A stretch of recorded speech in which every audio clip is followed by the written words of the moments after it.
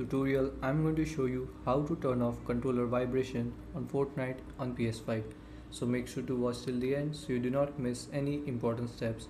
So first you will need to go to the settings. So to go to setting, press this button on controller, then here navigate to this setting icon, then press X and press X on settings.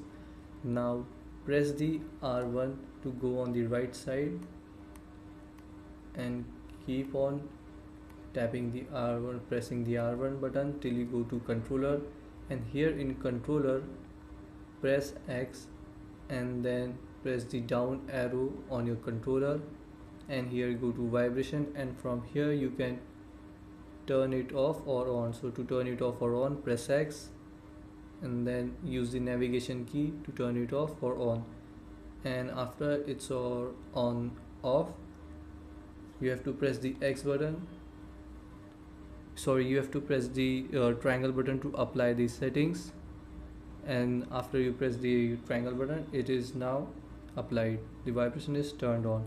So this is how you can turn off controller vibration on Fortnite on PS5. Thanks for watching.